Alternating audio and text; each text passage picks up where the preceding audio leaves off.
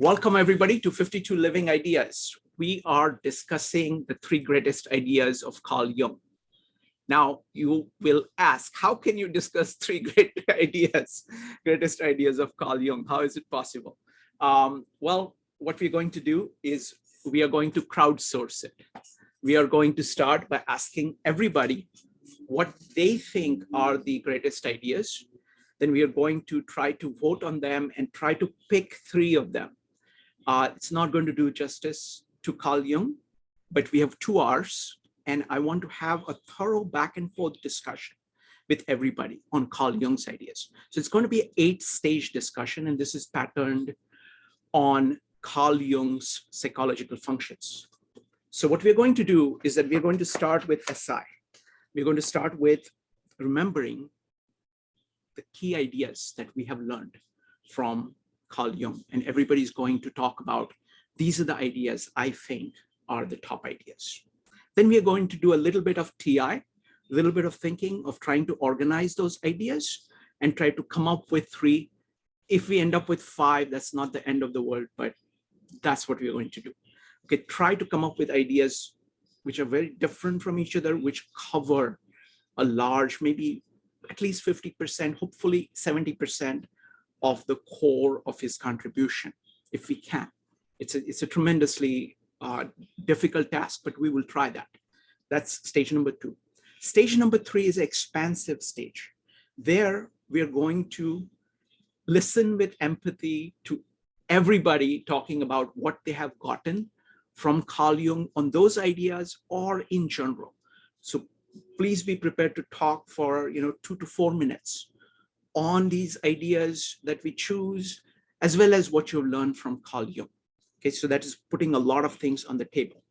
Next, we are going to engage our NE, our imagination of saying, if Carl Jung's ideas were part of the mainstream thinking, what would it do?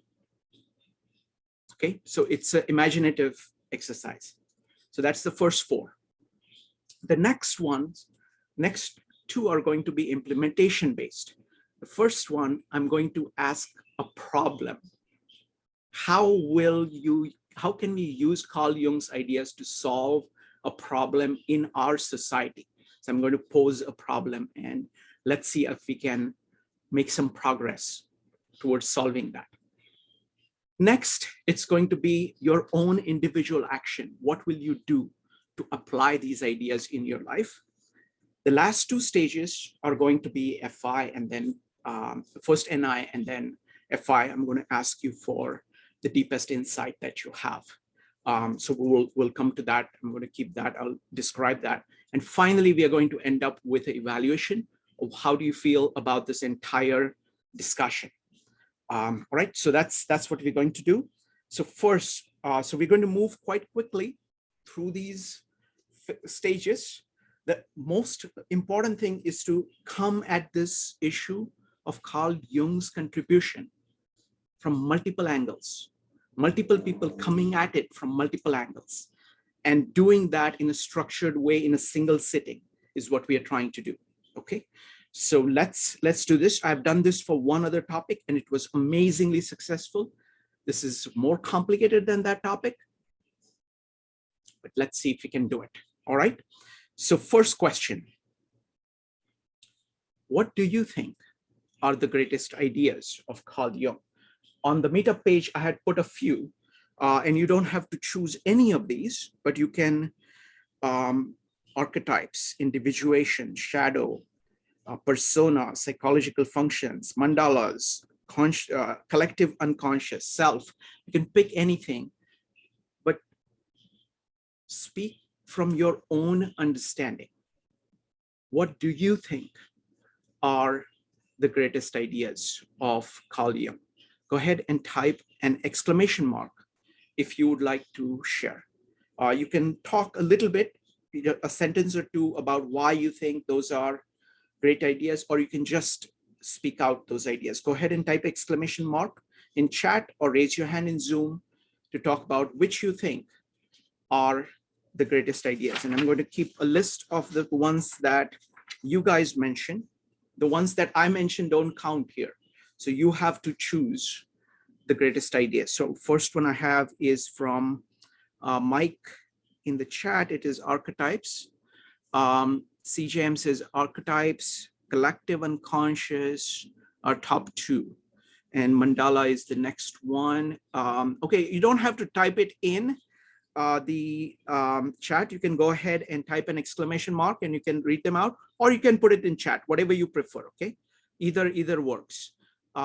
So we will, then we've got one from Erin, that's shadow. Brian, go ahead. Sacred marriage. Sacred marriage, okay? Wonderful. Anybody else? You got anima, additional, okay. Anybody else wants to put? Please go ahead. Next up is Maritza.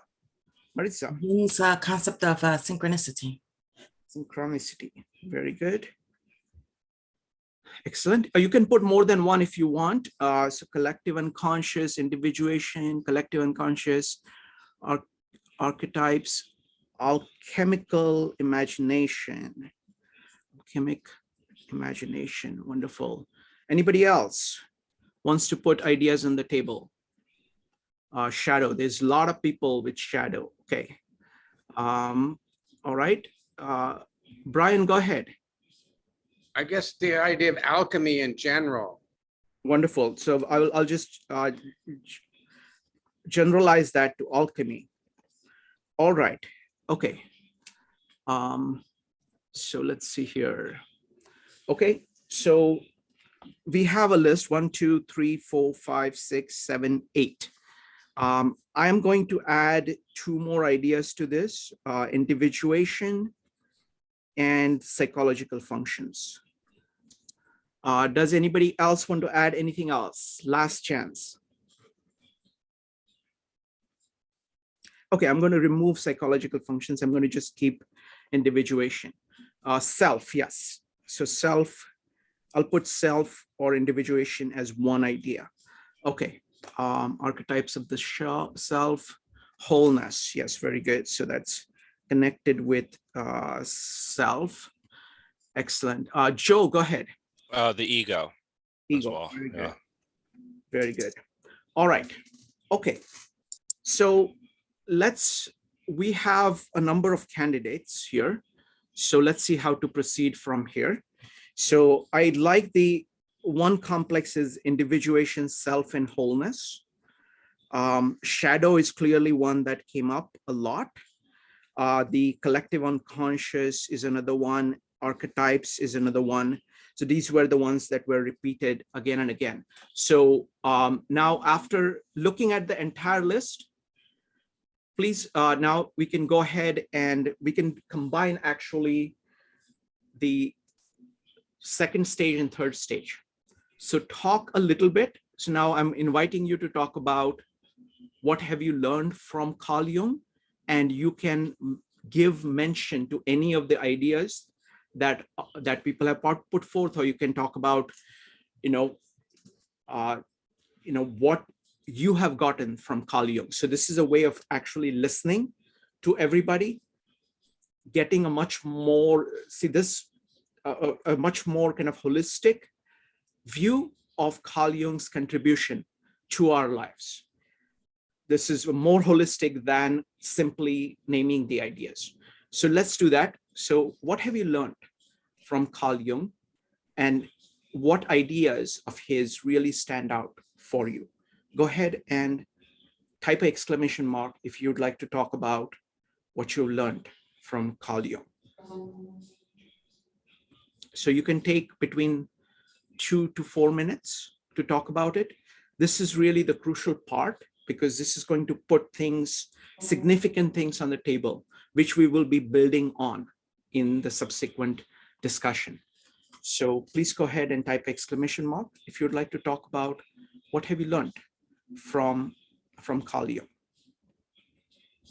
We'll start with Zach, Brian, and Joe. Zach, what have you learned from Carl Jung? Well, one of Jung's ideas is that the ego and the self are kind of opposed, and the idea that I learn is the ego, right? And the self is the non-I, it's not you. It's like the other component of your personality that isn't you. And so, like, and in a religious experience, the ego defers to the self. The ego gets dissolved or transformed. And so even the question is subject to criticism, in the sense that when the ego is transformed or subdued by the self, the greater power, the higher power, you might call it, it doesn't matter what the ego learns from it, because it's really the ego that is arrested, and it no longer is the thing that is supposed to be learning anything, because it's not about the ego gaining more for itself, because in the religious experience, it goes the opposite direction. You know, the ego actually transfers some of itself over to the archetype of the self. So it's a kind of interesting triangle or something in terms of trying to answer the question and yet saying that the question has and critiquing the question at the same time. Wonderful, excellent, very well done, very well done. Thank you, Zach. Let's go to Brian, followed by Joe. So what I'm going to put is that I'm going to actually include self, ego, wholeness as one topic. That's really one of his key ideas. So perfect, Brian. So my first one was sacred marriage, and I liked that idea. Actually, I learned it in one of our discussions here in this group, and I've looked around a little bit. I haven't found a lot on it, but it resonates with me because, and I think it's very important because it's a paradigm other than the hero myth. I think there's paradigms out there other than the hero myth. Hero myth is one. What I call immigrant song is another, and sacred marriage is another. Sacred marriage, I think, was really important to me in my life. It's not one person going out and doing a thing, but the two people finding themselves and doing something together. The other bit is the alchemy. And to me, I think that's the whole idea of the alchemy is really important because, or let's say I gained an insight from it in that I think there's a big difference that often isn't made between the origin of things and the continuing source that sustains them. The force, so the origin and the force, if you will, that sustains them. In Hinduism or the Gita, you have the creator God and the sustainer God. So that's a very important, I think that's a very important distinction. And it also comes out in alchemy in the following way. I think that a distinction between the origin and the source, the continuing force that creates many new things, the 10,000 things, is combinations. I think people overlook the idea of combinations as a force in the world. And combinations are lost at the origin because in our current thinking, there's only one force at the origin. But as that manifests itself in many different ways, you get the possibility of combinations, and that in itself becomes a force in the world. Wonderful. Thank you. Thank you, Brian. Next up is going to be Joe, Steve, and Marco. Joe. Yeah, that's actually difficult to follow. I mean, I think the individuation process is the thing that I've probably taken the most from Jung, specifically understanding the self and how society essentially informs our decisions and what we learn about ourselves. Like, so I have personal experience with this where, you know, society is actually, I think that there's some linear path how to lead my life, but that was society informing me as opposed to understanding myself. And so that individuation process is something that I'm still working through. And then you have to go into the depth of your own self to really kind of confront your deepest and darkest, demons, and really confront to understand what, where you fit in society and in the world, and who you are. So I think that the idea of the individuation and whole self were perhaps the most, one of the most profound things for me personally. Wonderful. Thank you. Thank you, Joe. Next up is Steve. Steve, glad you could make it. Go ahead. Yes, thank you. I want to start with the spiritual problem of modern man. Is an angle that I think I use in looking at the way that people relate to society and themselves in the 21st century. As we kind of get further and further away from our nature, it makes me contemplate the extent to which I think Jung kind of teased the idea that so-called primitive man was better off, psychologically speaking, than modern man in many ways. Also, of course, a favorite for mine are the psychological functions. That is kind of the building blocks of the psyche to me in terms of personality. Almost wish Jung had spent more time on them, but that's kind of a way that I kind of use that as a key to understand multiple ways of looking at humanity, including kind of history and philosophy. So noticing the patterns that emerged amongst not just the different types of people in history, but like the different types of relationships between certain types of people. So looking at Julius Caesar as an ENTJ and Mark Antony as an ENFP, and looking at ENTJ, ENFP relationships throughout history and watching them make the manifest in the same patterns over and over again. So ultimately for Jung, patterns, looking at human history, Jung was big into comparative pathology, which is where the collective unconscious and archetypes come into play, and trying to use a Jungian approach or using the tools that Jung left us with to notice patterns that would otherwise be essentially impossible to notice is a core takeaway for me. Wonderful. Thank you. Thank you, Steve. Great observations. Folks, if you want to discuss an idea, you have to champion it. So if you think that an idea is important, please go ahead and talk about why that is an important idea. So Marco, what have you learned from Carl Jung?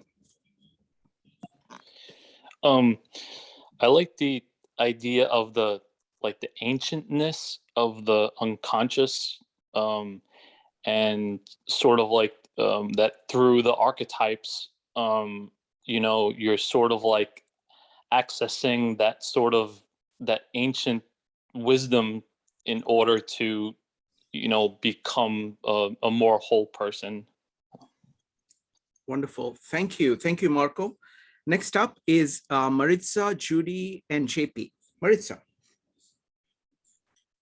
So I've liked the idea of it's the integration aspect of looking at where Jung tells us that, the ego is the self, and you're looking at ego, personal unconsciousness, and collective unconsciousness to find the integration of what is he ultimately does call consciousness. That's something that it's one of my favorite aspects that he shows us in all his many ideas, just the concept of how everything kind of feeds into it. And that's also shown to us in his concept. When you think of his concept of synchronicity, it's where he's saying, if something appears to be merely coincidence, it's not, that there's more, there's interconnectedness. And so that's what I ultimately hear him saying in those concepts.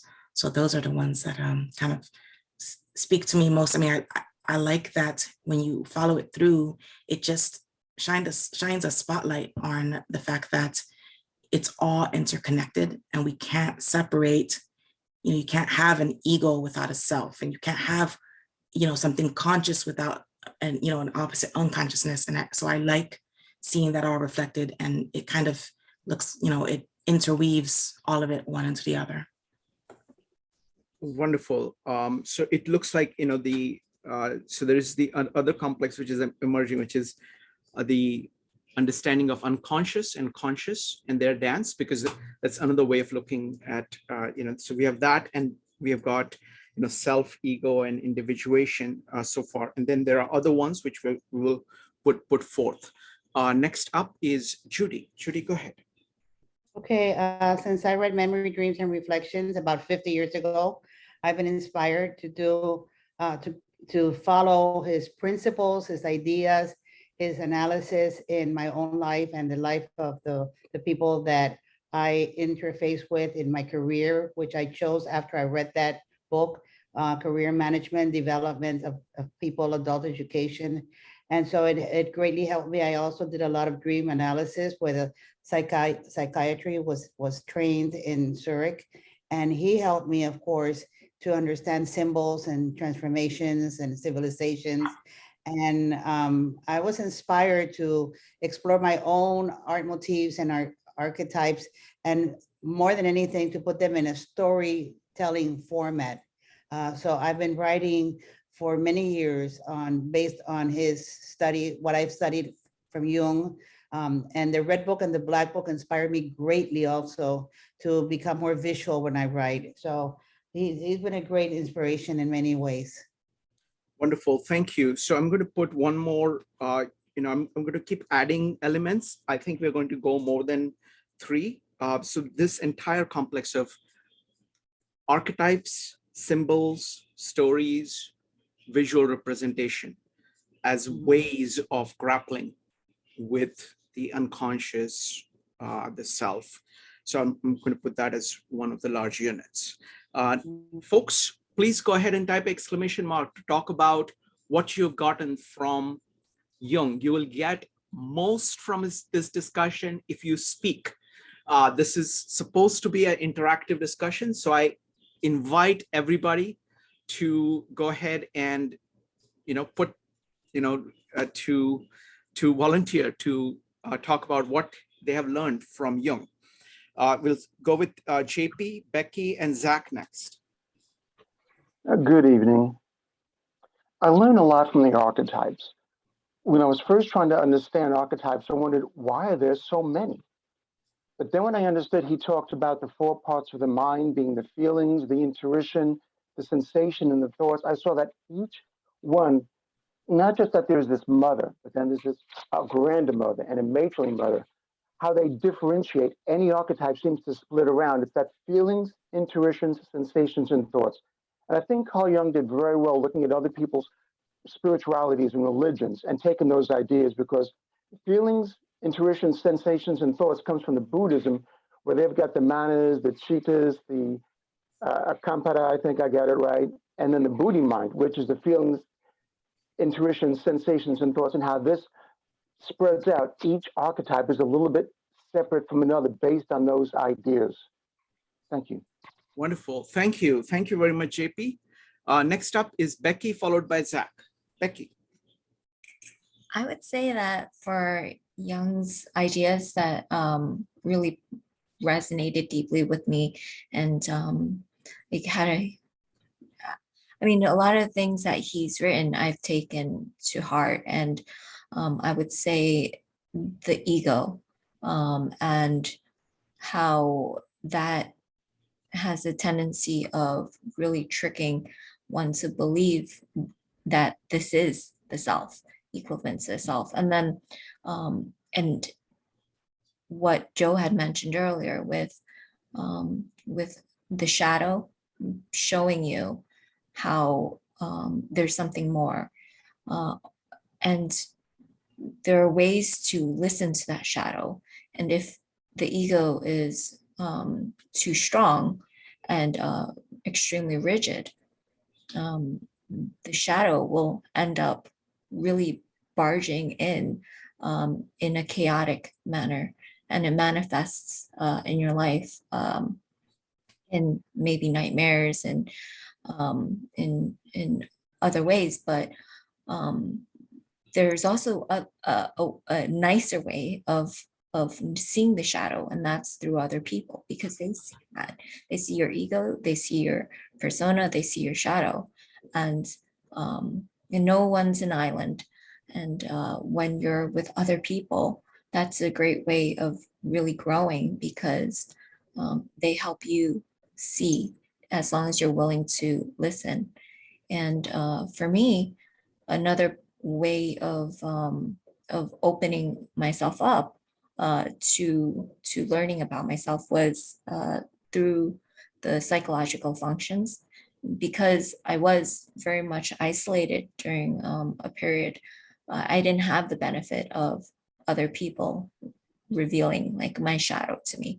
And so learning about the psychological functions and my tendencies of thinking a certain way helped me to see and understand myself and my weaknesses to grow, but also helped me understand why other people think differently from me. And now when I interact, it's a lot easier for me to not discount and not let the ego be so arrogant in that way, to think that that it knows best. And so there's a lot of growth in that way. And another thing is that for the to I guess the path of individuation is to really move closer to understanding the self. It's letting the ego die every day, and that's through humility. And the more that you let yourself go, the more you find yourself. Wonderful. That was fantastic. Thank you. Thank you, Becky. Folks, anybody who has just come in now, like Nari and Jung, who are familiar with Jung, please talk about what you got from Jung. Next up is going to be Zach. Zach, go ahead. So like I entered into a sort of spiritual crisis, like dark night of the soul, like at a very early stage in my life. And there was kind of a void of not knowing like where it's like swimming in an ocean, a drifted sea or whatever. And I got enough confidence in myself to realize there must be some historical predecessor for being in this place. There must be somebody or something that has documented something about this strange place. And ultimately, I concluded that Carl Jung was the chief cartographer, if you will, of the place I was in. And so his contribution really can hardly be underestimated, in the sense that he united in one person the historical tradition. He was able to continue the historical tradition of like Western civilization, which might have been lost because the society seems to want to lose itself. It seems to want to destroy itself for some reason. And you need people to remember what actually happened. And so when he's like researching alchemy and things like that, he's basically doing us the service of remembering who we are, which it can't be underestimated how important that is. Excellent, excellent point. Thank you. Thank you, Zach. All right, so now we're going to go to the next stage. Wait a minute, Brian, go ahead.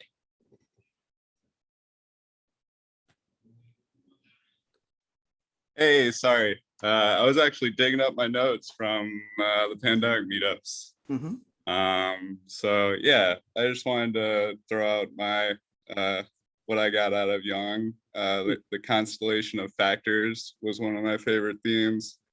It just helped me recognize the countless forces at work in me and everyone else. It helped me be less hard on myself and others, to not take things so personally. I really like his treat your thoughts as birds in the sky.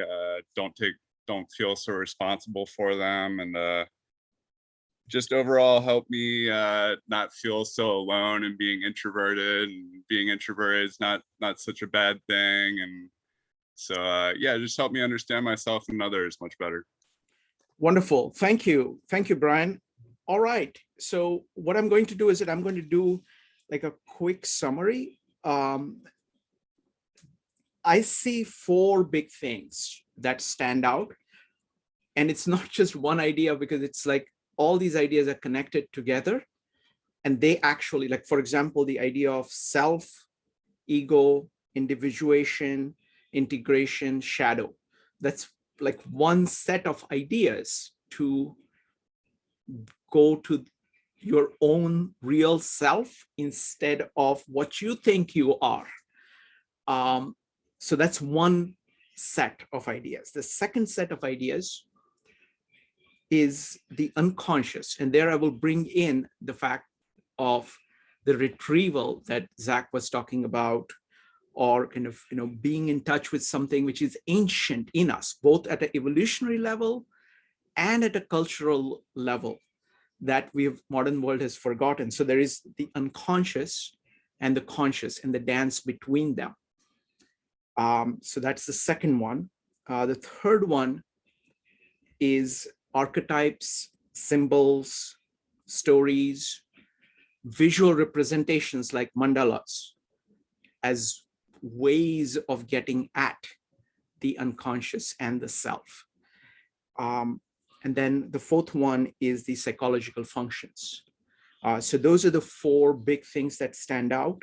There are other things, but what I want to do is I want to narrow the discussion a little bit at this stage. I think this is large enough. I think this covers large enough part of his thought that we can talk about this in more detail with this. So we're going to go with these 4 things.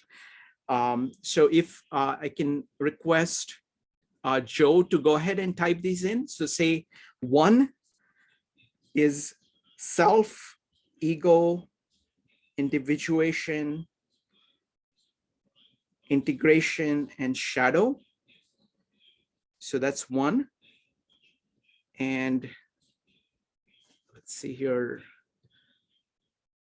So you can go ahead and type that in. So that's 1. So 1 is self. Very good. The second one is unconscious and conscious.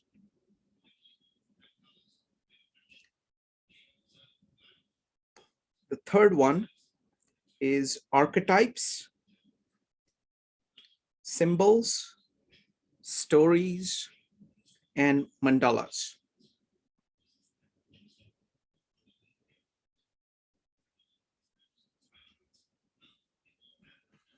Okay.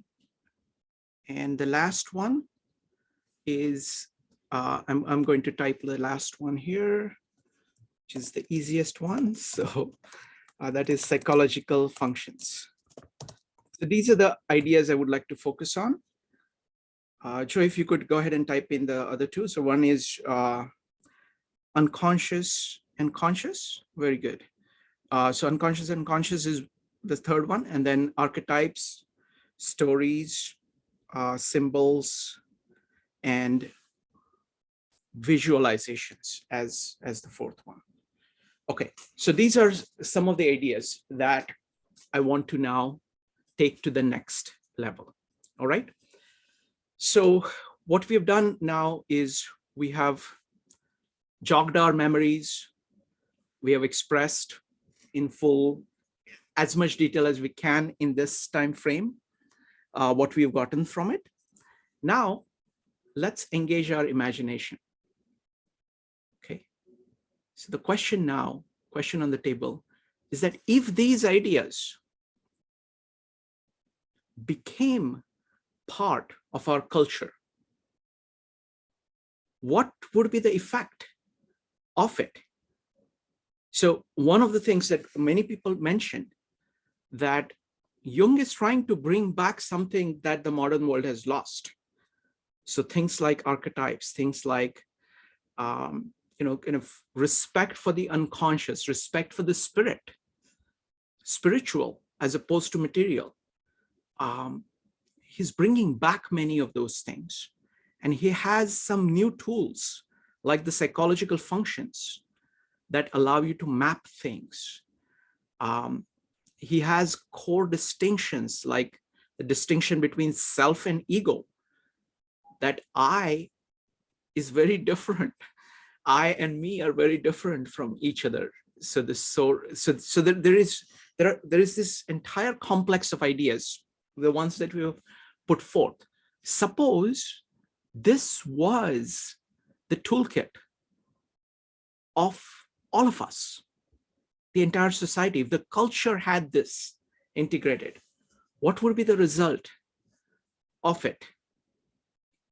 So go ahead and type an exclamation mark if you'd like. Now it can be, this is NE, this is imagination. So you are welcome to express it in as a vivid a fashion as you can, as an imaginative fashion. Don't look at just results today. Imagine results 5 years from now, 2 decades from now, if these are standard part of how people look at life. All right, we're going to go with Becky, followed by Nari and Evanique. Becky. I would say the biggest effect would be genuine dialogue. What we see today is that everyone's so quick to say, I know, and so confident in their own perspective. And so going back to what we were discussing with the ego, it's like, well, the ego is only a small portion of the self. It's the conscious awareness piece of self. And so you're there's a lot more that's missing, but it believes that it is all that you are. And so it's that arrogance that comes with an inflated ego, that rigidity that says, I am right, and that's it.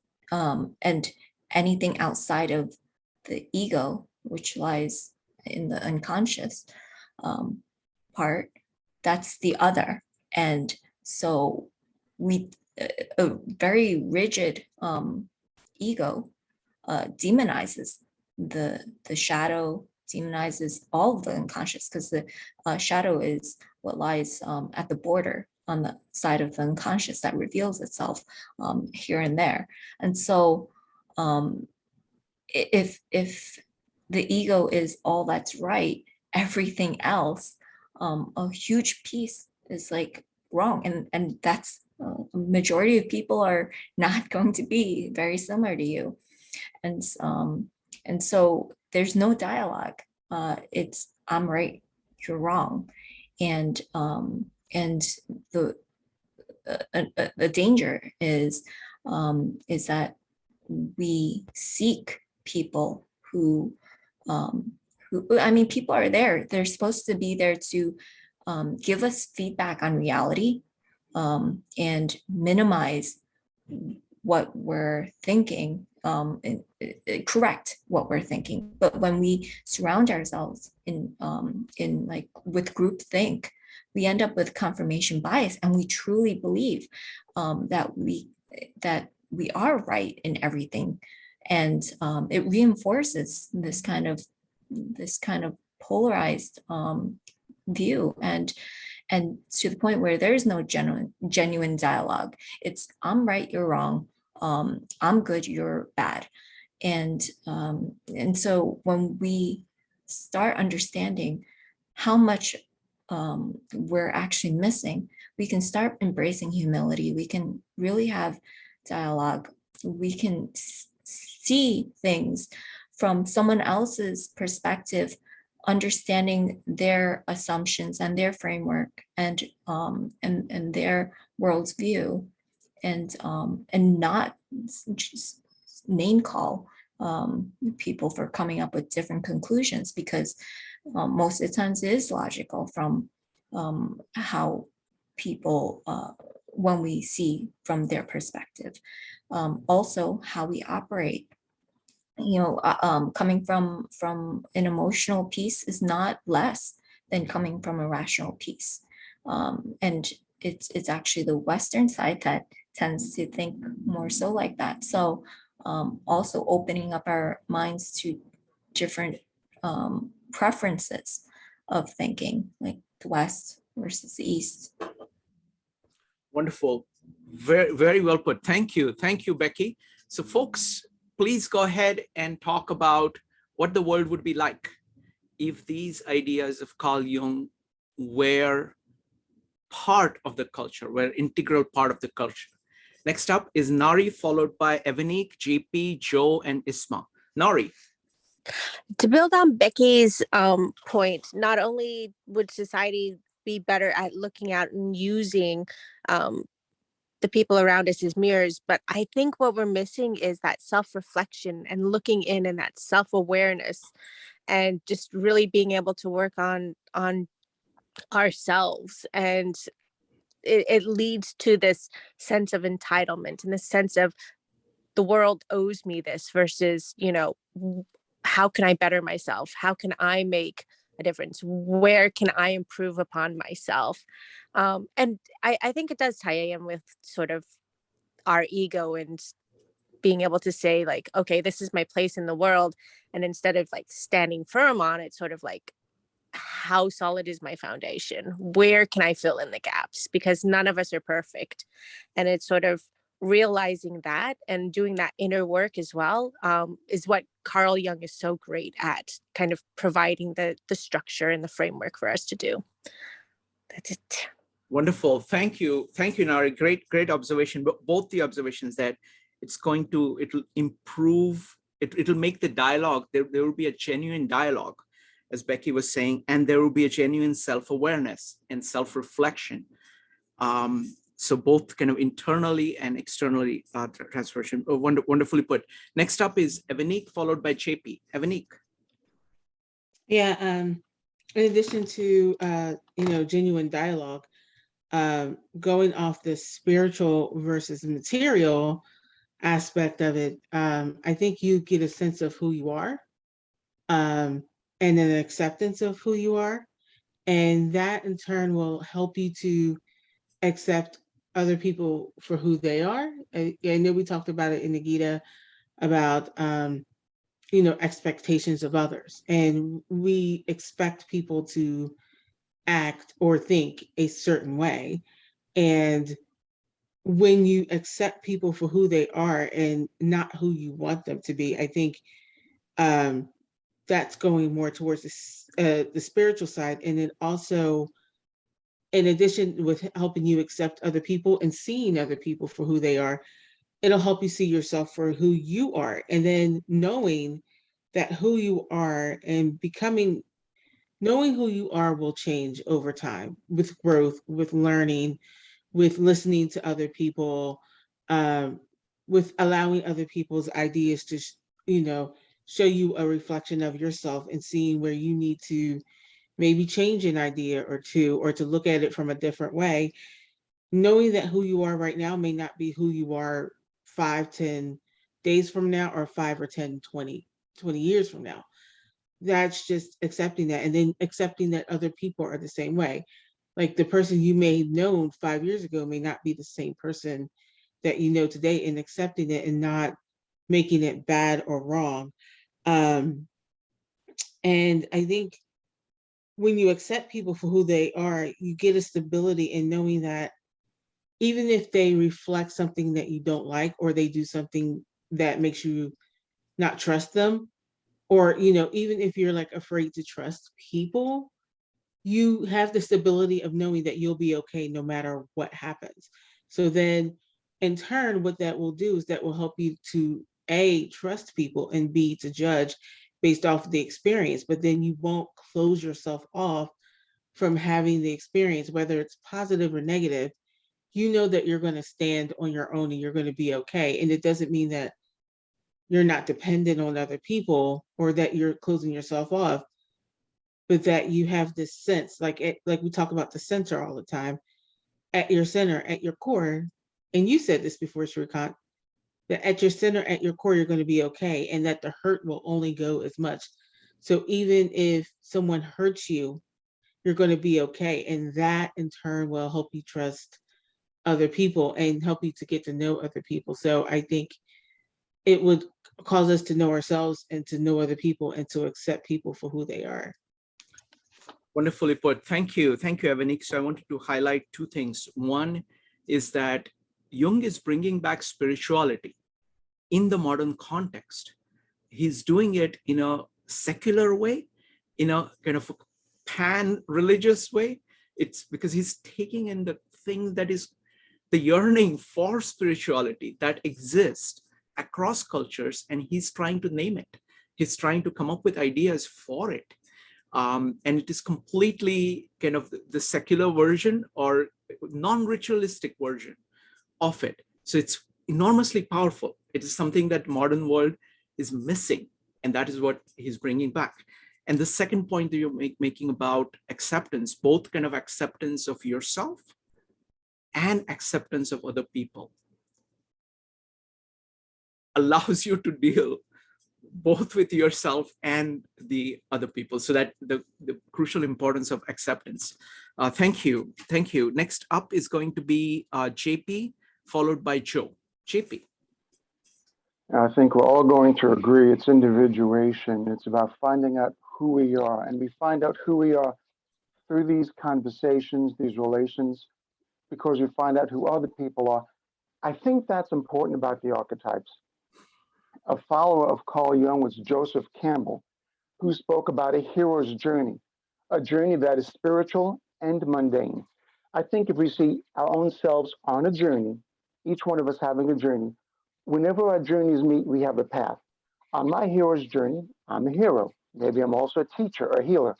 But when I come across somebody else, if they're a student and they need a teacher, I'm no longer a hero. I'm a teacher. If they need an older teacher, well, then I'm more of that mentor. If they themselves need to teach something, I might be the student. But if they're fatherly, I might be the young child, the curious child. If I get out of hand, they might need to be that stronger father. So when we have our relationships on these paths and our journeys, our paths, I'm an archetype and they're an archetype. If we understand the archetypes, we can relate to each other and know what we're doing. This goes beyond the basic codependence, counterdependence, or an anima animus. And I think when we see all these different parts, Becky was saying something about perspective. Nary said we're going to improve ourselves, and Evanique said we've got these expectations on people. I think if I can expect to learn from each person, understanding who they are and understanding who I am, that's how I start differentiating the different parts of myself to see the shadow. How does the shadow show up with each parts of myself?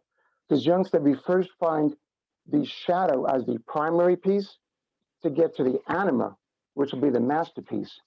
And I think that's what Carl Jung can help us find. Thank you. Wonderful. JP, that was wonderful. The idea of archetypes is very powerful in understanding yourself.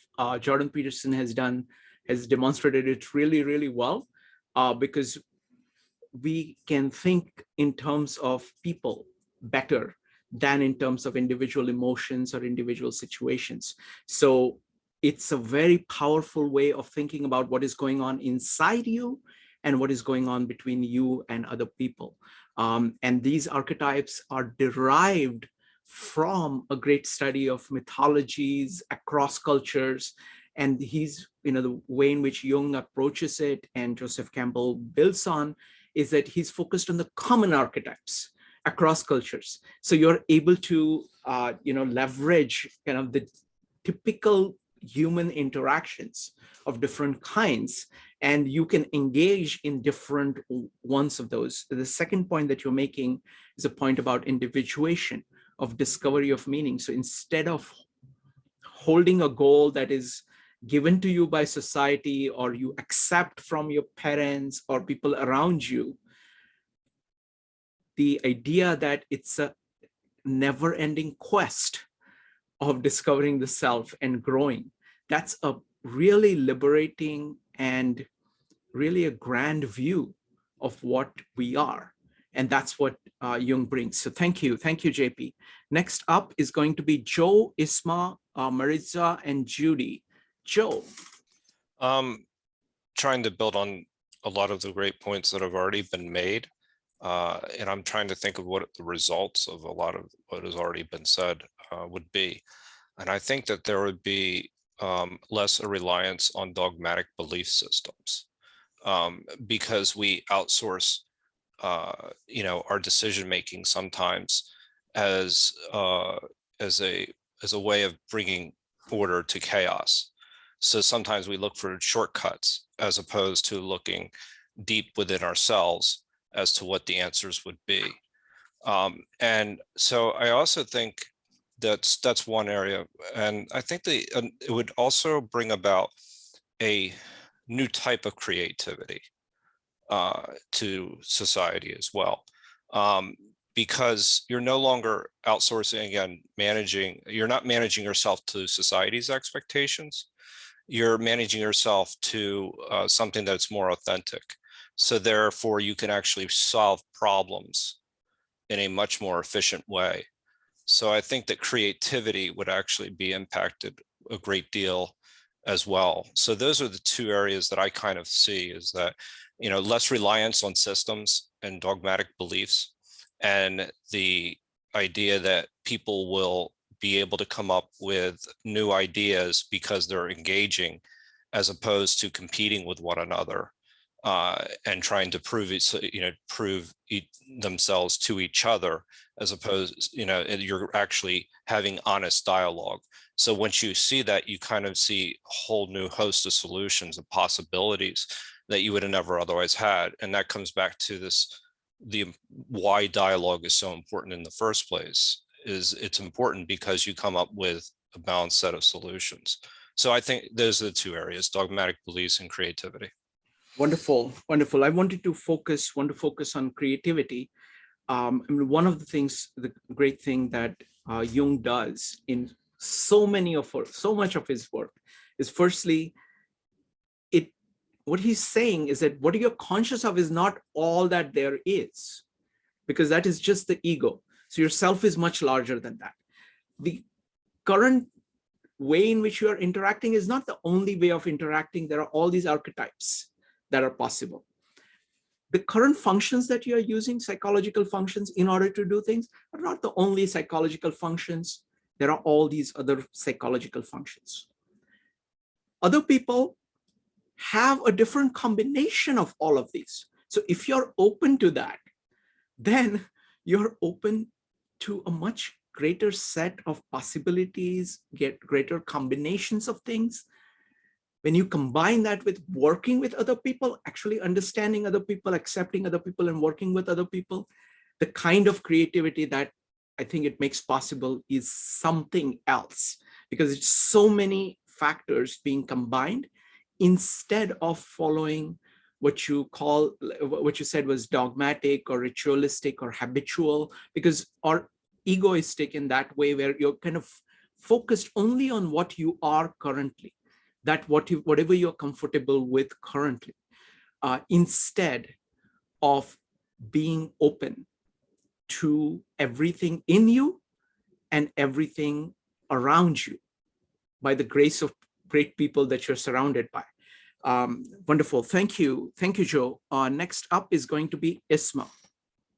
Hi, can you hear me? Yes. Great. So yeah, I think a lot of great points so far are really good, especially I love creativity. For me, the first thing that comes up is greater humility, greater presence, and even bliss. And I wanted to tell a quick story that I heard about Jung, which is that he was interviewing potential analysts who were in training, and he would bring them into the room and talk with them. And this one woman came in and he said, okay, so what's the first thing that you do when a patient comes into the room? And she said, I leave. And he was so pleased with her answer that he ordered tea and scratched the whole thing, and they just hung out. So that for me was so touching, because it speaks to how poor listeners we really are, how we're always kind of listening with our own thoughts and waiting for our chance to interject. And so I think that it would definitely lead to a greater ability to be present for others and really hold space for them and reflect better for them. Wonderful. Yeah. I love this point about presence, because I mean that's really one of his core ideas. You know, we've been studying Gita, and that's again a core idea of being present now, because that is the source, that is a place where transformation happens. Most people are just reactive to things. They are just reacting. Actually being present, that is the source. You know, it's kind of paying attention is the source of transformation. So it's a huge point. Thank you. Next up is going to be Maritza and Judy. If anybody else wants to share what the world would be, how the world would be different if ideas of Carl Jung are part of the common vocabulary and common culture. Go ahead and type an exclamation mark or raise your hand in Zoom. Maritza.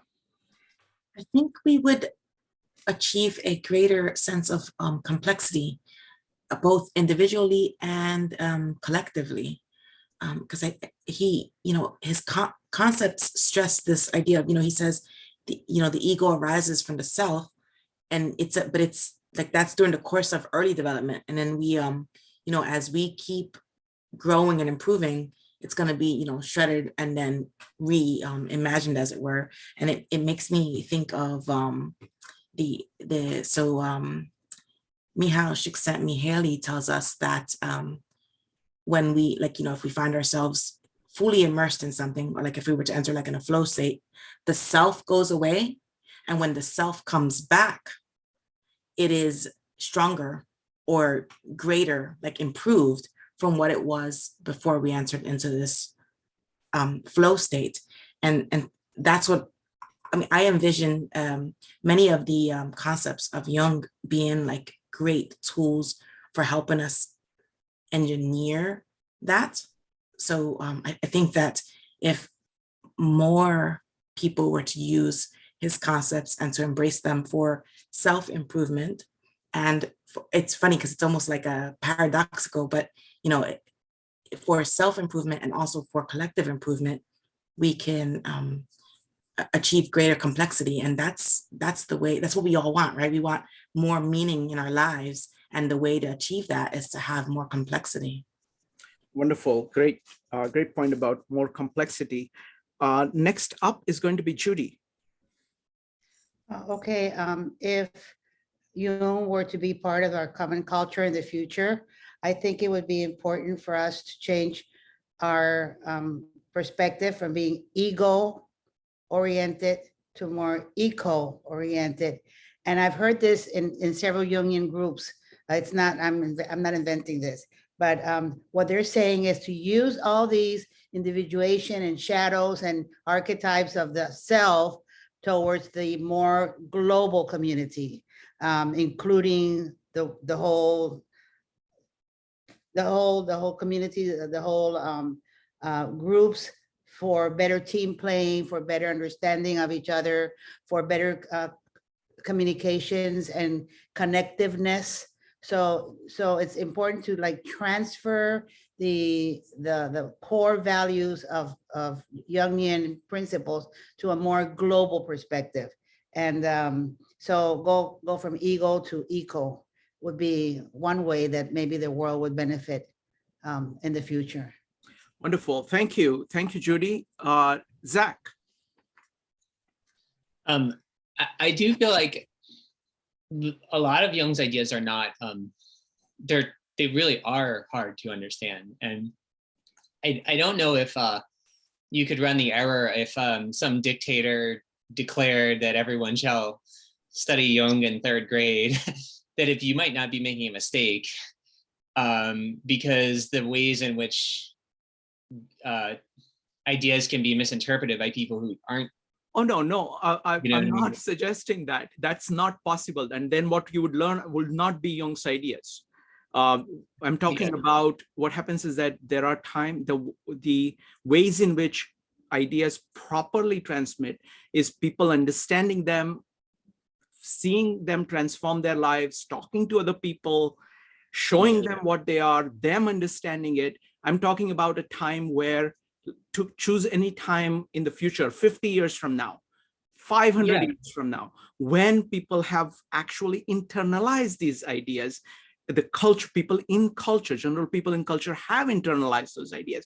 What would it look like? I have an idea. I suspect that it would look a little bit more like the shamanic cultures, where shamans were understood as people who had undergone some kind of important transformation, and the authority to heal in the realm of mental health may be transferred more to those who have had a mystical initiation of some sort, as opposed to just people who got a certificate from a school that said, okay, now you can do this. I feel like mental health might be understood as the kind of thing that can't be treated easily by schools and certificates. And like, I don't know, I never found mental health to function well and in a school setting. It just doesn't, they don't know anything. Those people don't know anything. Sure. So, yeah. Thank you. Becky, go ahead. Yeah, I was so inspired by what Judy said. I loved it. I think going off of her point, if more people knew these ideas about Jung, we would all live with intention. We'd understand that that there's a lot more in our control than we would have initially known growing up, and we can all move on a trajectory towards designing a better life for ourselves through individuation, but also understanding how other people operate allows us to include that into our interactions. And so it's breaking down silos through understanding.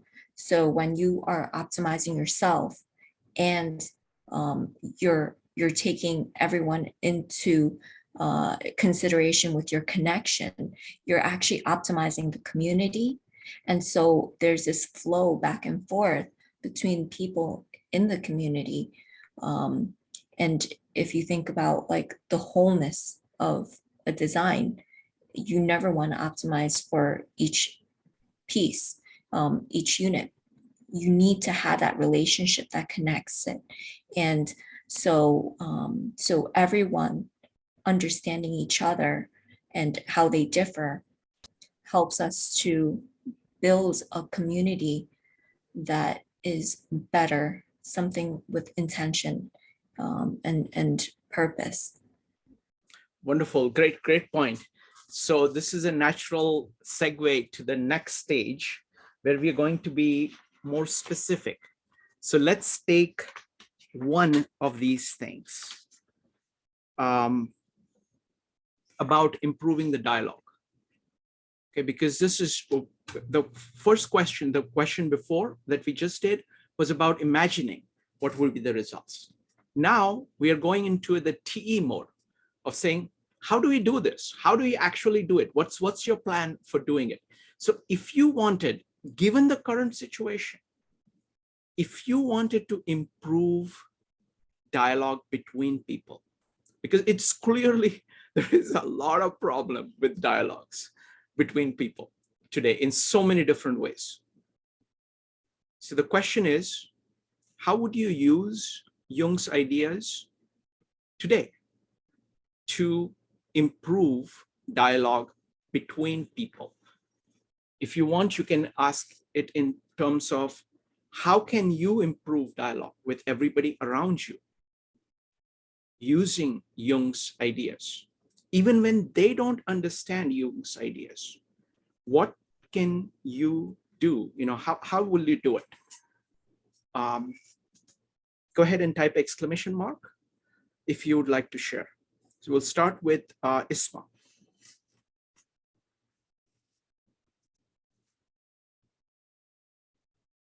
There we go. Hi there. Hi. I would just shut up, you know? That's what I've learned from Jung, is how to be a good listener. So it goes a long way, just letting people talk and listening to the end of their words, letting them hear themselves and letting them hear what they're saying. I don't need to mess with them. Like, that gives them a chance to hear what they're saying. There's nothing like a good witness, you know. Wonderful, That's wonderful. my contribution. Wonderful point. Excellent. So first thing is listen. I think that's crucial. That's the first, you can't do anything without that. Excellent. Next up is Joe, followed by Evanique. Joe. Yeah, I mean, I think that listening is going to be the result of showing your ability to change and letting your ideas be, by confronting yourself. You can start to see that people will start to see that you're adaptable, but not that, in that you have your own introspection, so that that will allow them to listen to you, but it also allows you to listen to them. So I think that that's kind of the most important thing, is that that it shows that that it's kind of you're leading by example, I guess is the best way to say it. I may want to come back to this too, because I need to think about it. It's a very good question. Sure. Excellent. Thank you, Joe. Next up is Evanique, Nari, and JP. Evanique. Yeah, I think with listening, I think it's definitely listening. First of all, you have to accept, maybe be open to the fact that you may not be right about something, even if it's something that you adamantly believe that you may not be right. So I think that's the first thing. And listening from a perspective to hear the other person, but not from a perspective of to answer, right? Like, a lot of times we listen so that we can have an answer, like a response. It's just listening. And if there is a response, great, you can say it. But if there's not, there's beauty in silence. Like, if you don't really have a response, you could just say to the person, I heard you, and listening to understand. So if there's a point of clarity that you don't understand, or if there's a point that you don't understand that they're making, say that. Just say, hey, I didn't get that point. Can you expand a little more on it? And finally, I think listening without interrupting. So if someone else is talking, and I always say, and I do it too, so I'm not like slamming anybody, but like, if you interrupt a person, you're not listening to them. You're just you're interrupting because you have a thought in your head, or at least maybe it's just me, but usually it's because you have a thought in your head and you want to get it out, and you're not listening to what that person is saying, because now you're in your own head. So, making a conscious effort not to interrupt that person, and letting that person get their full idea out. So I think that's how you can use it in today's world. Wonderful. Thank you, Evanique. Next up is Nari, followed by JP. Nari. So something that I learned while going through DEI training, it's something that I'm doing at work, is that it's always good to go into a conversation or a dialogue without an agenda. So not only listening, but going in with the agenda of, I just want to hear what you have to say, versus I want you to understand what I want you to agree with me, right? So it's a different conversation and a different,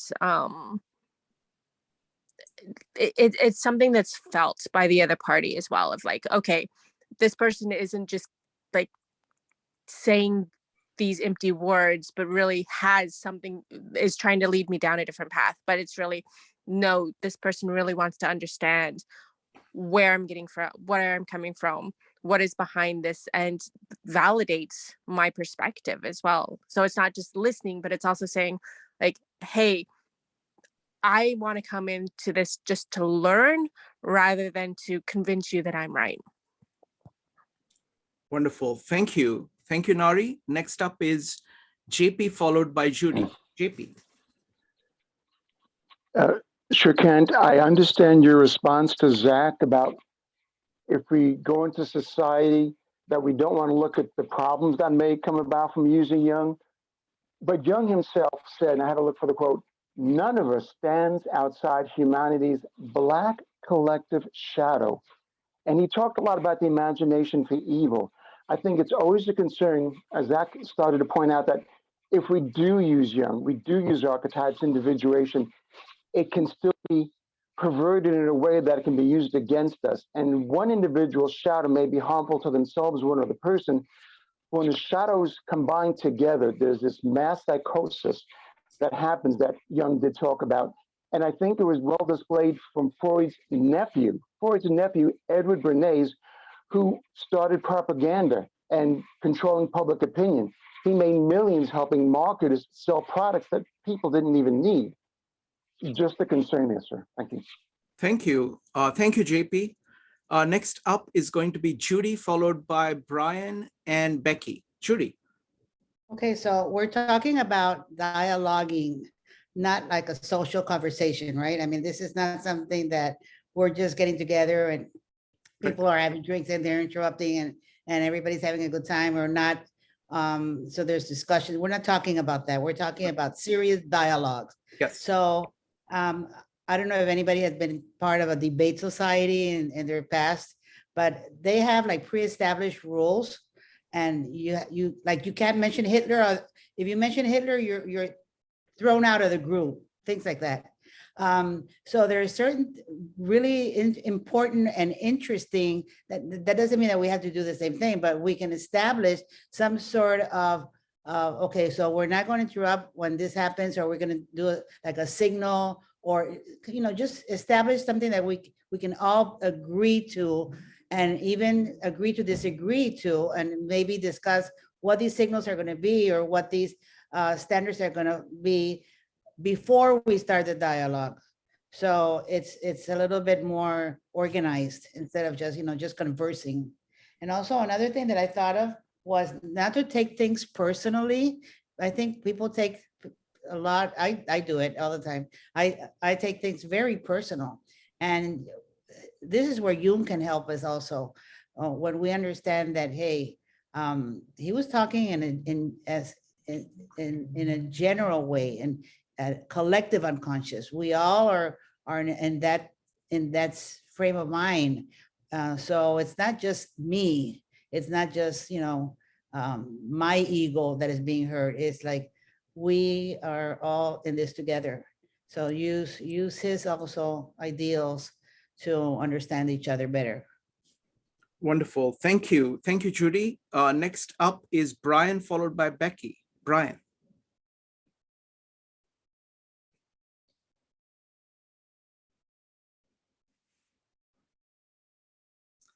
Brian, you need to unmute.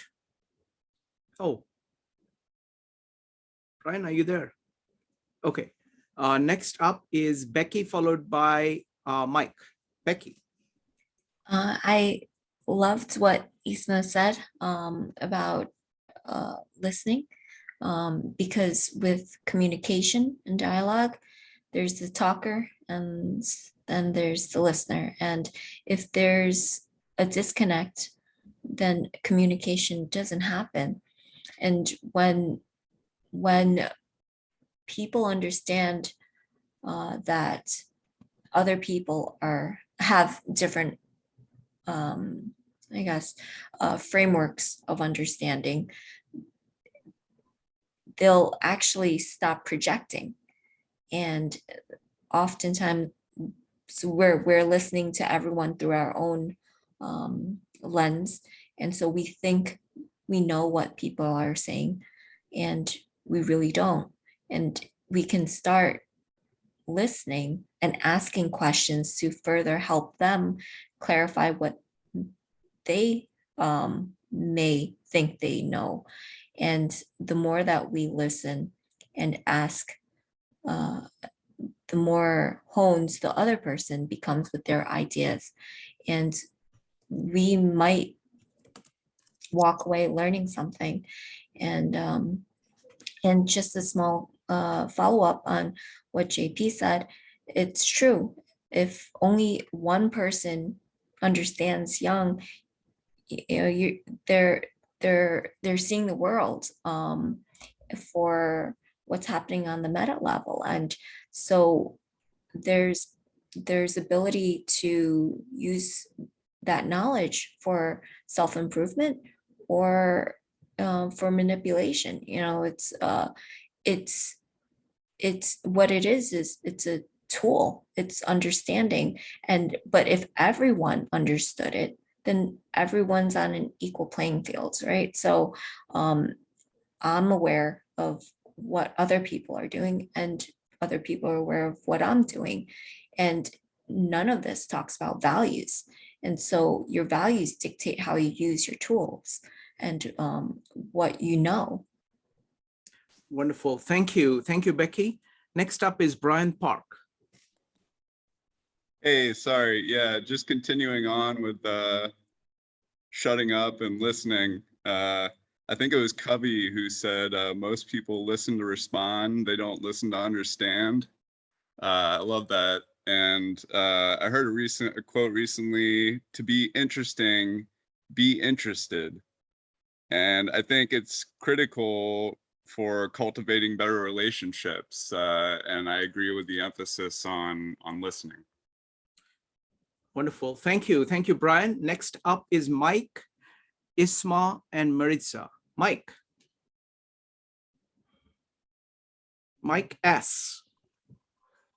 The concept of what would the universe be like if people would follow Jung's ideas down to the next level was pretty much explained in his Red Book, which he published. It's a combination of technical journal and novel, a novella, and a hallucination of his dreams. Now it's rather cryptic, and it's been recently published posthumously by his heirs. Now he explained that to a number of people, and they published books. One of them was a patient of his, Wolfgang Pauli, who was trained as a medical doctor initially, and later became the Nobel laureate in quantum mechanics for developing the Pauli exclusion principle, Wolfgang Pauli. Now, he published a book after much correspondence and therapy from Jung, called Naturerklärung und Physik, in Psyche, the interpretation of nature and the psyche. It included sections on synchronicity and acausal connecting principles, which he attributed to Jung, and the influence of archetypal ideas on the scientific ideas of Kepler. Now, it was published in a layman's term by another patient that he had correspondence named Bill Wilson, whose name might be familiar as the founder of Alcoholics Anonymous. So, Mike, can you make it short, because we want to go through the next 3 sections? Okay. Now, the concept of how from the deeper points of view of Pauli and his collaboration with Jung, it's extremely esoteric and technical as to how understanding yourself and others really works. From the concept of the Alcoholics Anonymous connection is the only way to get cured from a whole list of psychosomatic things is to surrender yourself to a higher power, there's a lot. The Red Book, Judith mentioned as having an influence on her life. It's rather cryptic and is written in both Latin and German and English, and with calligraphy and all kinds of Yes. diagrams that are reminiscent of some of the diagrams you've been drawing. Thank you. So, Thank you, Mike. Okay, the end. So Thank you. folks, thank you. Next up is going to be Isma, followed by Maritza. Isma. Hi, so thank you for that. I think that bringing up the spiritual benefits to everyone being connected to Jung's work could be a whole other days-long discussion. I fully see the potential there for sure, very deeply. But even if people have a very basic understanding of Jung's work, I think would benefit everyone so greatly. And the main one for me is how he introduces you to the idea of not being perfect and that being okay. You know, having every quality. We all have every quality. And for some of us, it's just shadowed. And being a model for a human being who is aware of that and still is living in a good life, I think is so important. I mean, can you imagine just if everyone was like, yeah, I don't know, I don't have all the answers, but I'm just doing my best and I'm actually working on it, because that would be the society that we were living in. But yeah, I think that is the most important thing, is just be a model of someone who's imperfect, who knows they're imperfect and is still happy. It's still okay. Your world doesn't fall apart when you acknowledge your imperfection. And that you're still out there living, enjoying life, that it's possible to enjoy life while being imperfect instead of living in paranoia of your imperfections. So. Yes, wonderful. Thank you. Thank you, Isma. Next up is Maritza.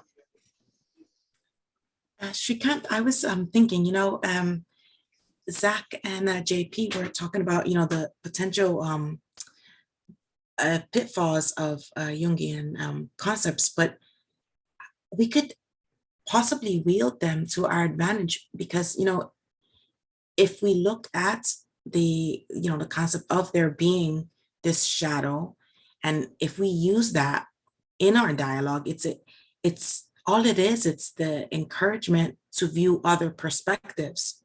So if we encourage in a dialogue the other parties to view other possibilities, or to view the possibility of a shadow, you can bring in concepts and ideas that may have not previously been considered. And I think that would allow for a more robust dialogue. And so maybe that's one way to acknowledge that there's more than one side and aspect of many Jungian concepts. And it just made me think that, he doesn't specifically talk about multiple perspectives. Well, he does in Synchronicity, but that's slightly different. But he does talk about, so many opposing but correlated concepts.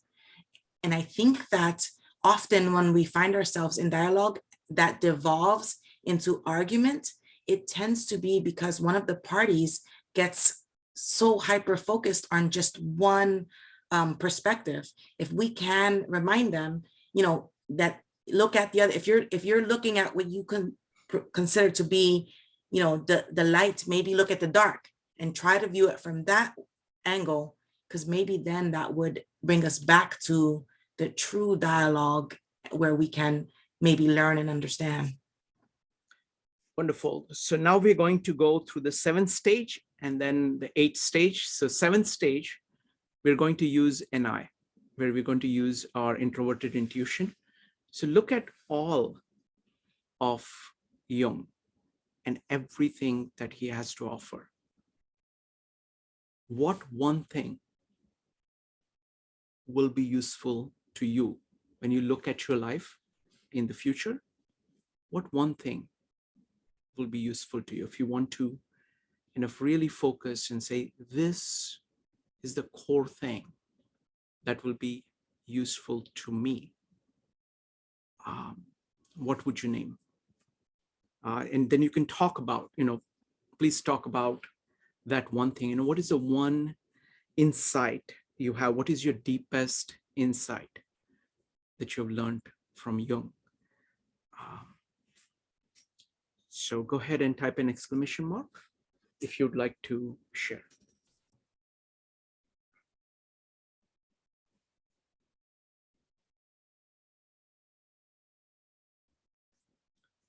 We'll start with Zach, followed by Judy.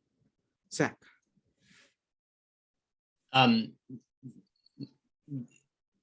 When Jung is using alchemy to describe the psyche, he begins talking about these pairs of opposites, and it's just a mental model.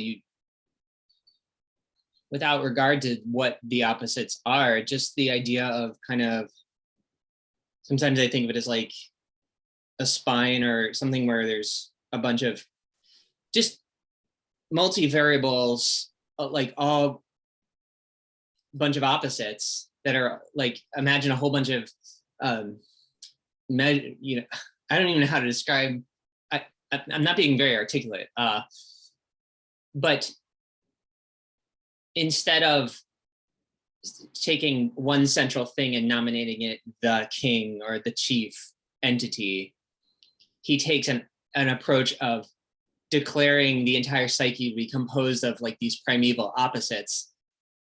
And so you're in this realm of division of everything into potential, where it could potentially be this, or it could potentially be this. And it has a feeling of, there's a kind of freedom there, like you're not shackled, like, and any of the opposites could converge into a reality, and then you shun the opposite thing, and now that's your consciousness. But that the primordial place hasn't done that yet. It hasn't chosen one at the expense of the other. So I kind of just enjoyed that visualization of the primordial soup from which we come, being like these pairs of opposites that haven't ever been chosen yet, Wonderful, excellent point. I mean, his mandalas are a great example of that, because all of the things are there at the same time, and they're always present, and they are kind of dancing with one another. Next up is going to be Judy. Okay, so Jung had inscribed in the entrance of his home, probably a lot of you know this, a saying that came from the Delphi period of the Greeks many thousands of years ago. And it said something like, called or not called, the gods will arrive. And when I read that in Memories, Dreams, and Reflections, I just was blown, because it just told me it's okay to be rational, to be mystical, to read the tarot cards, to do all these things that where one uses these ancient mystical traditions in a ritualistic format, because you're gonna be involved anyway with this world. So you might as well accept them. You might as well accept the gods that are out there, that they're gonna come in anyway. And the second thing was what is related to this, when he said something like, I have to read it because I wrote it down. Until you make the unconscious conscious, it will direct your life and you will call it fate. So I thought that these two areas of permission to be yourself and who you are, and be connected to all these eternal worlds that he introduced us to. Wonderful, thank you. Anybody else wants to talk about, the biggest insight that you take away from Jung? We'll go with Brian Park, followed by Joe. Yeah, Judy just stole it from me. That's exactly what I wanted to talk about. Yeah, just realizing that the unconscious is probably like the greatest force at work in your head is huge to me. And again, getting back to not taking things personally, it's been a big relief in my psyche and my psychology. Yeah, that's all I'm gonna say. Wonderful. Thank you. Thank you, Brian. Next up is Joe, followed by Nari. Joe. I think for me, it's the ability to confront my ego and to distinguish myself from the social environment that I'm actually in. So I think that there are a lot of things about myself that, that maybe I wasn't necessarily listening to at different points in my life. And that's kind of comes back to the example that I provided a little bit earlier, where maybe I was outsourcing my own decisions to a belief system versus actually looking inside. And I think how that will impact me is very much similar to some of the things that we've discussed during the Gita, and is that you're looking inward to go outward. So it's allowing me to relate to other people in a more authentic way. So I think that that's perhaps, one of the most important parts for me. Wonderful. Thank you. Thank you, Joe. Next up is Nari. Hey, so this isn't going to be a surprise to many of you who know me, but for me, it's the psychological functions. Those are something that I've been fascinated with for a long time, basically ever since I really kind of learned about their existence. And they're a lot of hard work. So I don't ever see myself perfecting them. And I definitely have areas that I struggle with, but that definitely is where my focus is when it comes to Jung. Wonderful. Thank you. Thank you, Nari. It wasn't a surprise at all. Next up is Maritza. Jung says, he says that synchronicity is an ever-present reality for those who have eyes to see. For me, I like the idea of, overcoming like negative thought patterns and self-limiting beliefs. And that's what I see in his concept of synchronicity. So that's kind of one that I would like to explore and grow with. Wonderful. Next up is going to be JP. I will quote Jung. I like how he always looked at the Oriental philosophies. He said, "He who looks outside dreams. He who looks inside awakes." Wonderful. Thank you. Thank you, JP.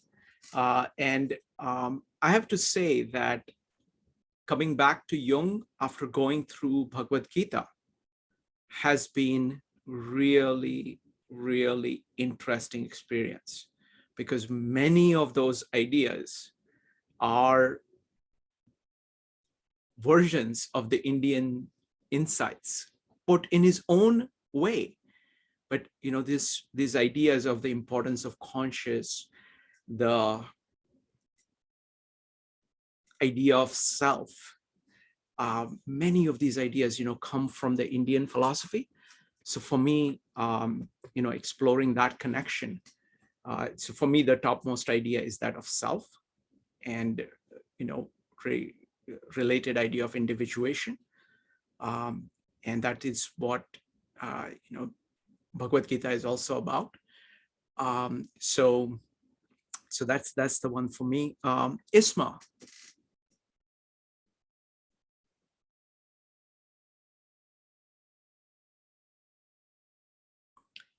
Isma, if you could unmute. Okay, there we go. Hi.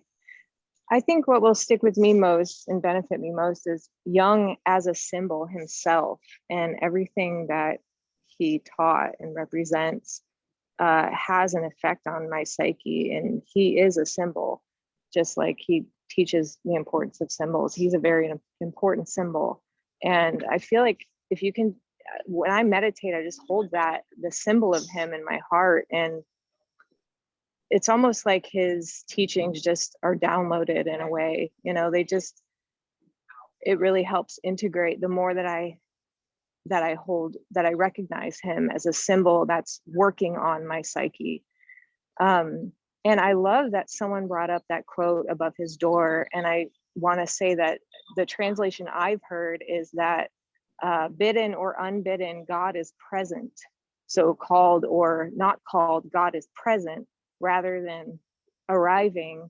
And that's just so true. And his circular way of growth, rather than a linear way of growth that we're normally taught, is so important. And embracing that you grow in a spiral rather than you grow all at once rather than in a line, and that God or your best interest or whatever you want to call it is always present, is just, what more do you need than that?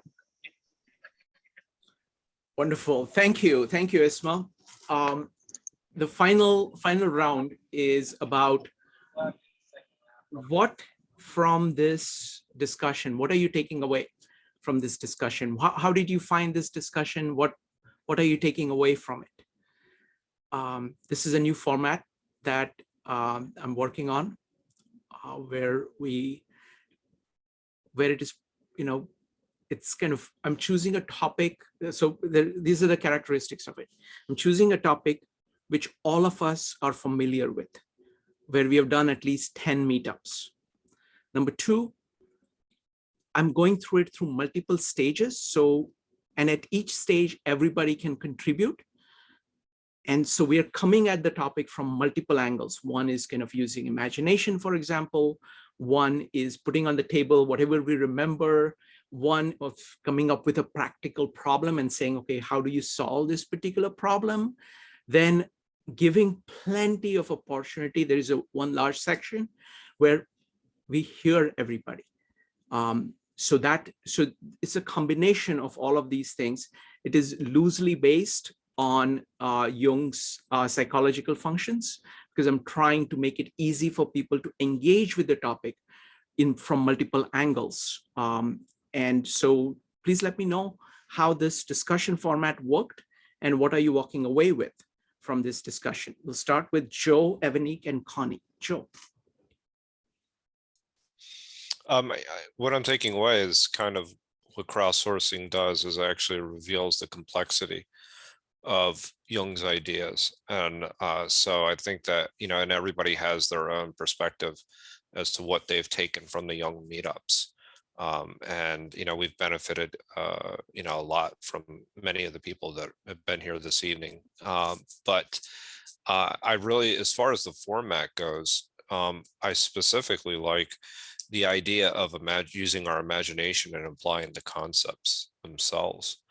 I think that that's perhaps one of the most important things that we do. It's not only discussing the concepts, but discussing the application of those concepts and seeing how relevant they are in our everyday life. So I like the sequence of questions, because it's not only tell me what it is, but tell me why it's relevant and how are you going to use it, because that makes it real. And so that this format for me is something that I would prefer. I mean, we experimented with this the other night as well. And I think that this is something that walking away, the more I hear about the practical application of these ideas, that the better I'm going to understand, how, I'll have new insights when you start to see people applying them in different ways. So I think that this is a fantastic, I mean, again, like even the idea that I was coming up with, it's this, would there be, a new creativity. It was based on some of the other ideas that were already being thrown out there. So this is like a dialogue that we're having with one another. And it's a healthy dialogue. So I think that this is really, it's creative in its own right.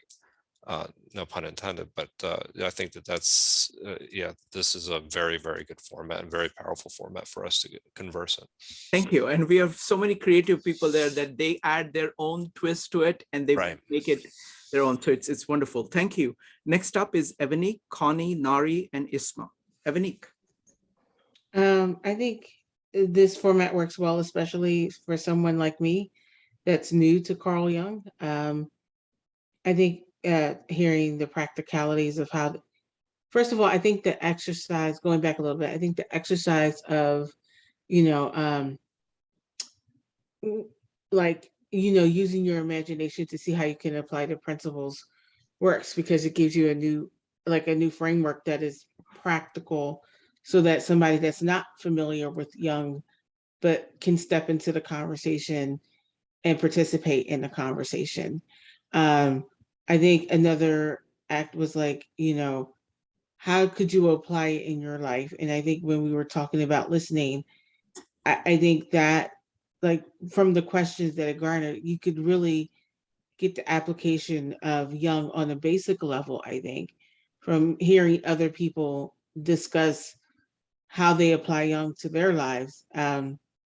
So that was helpful too.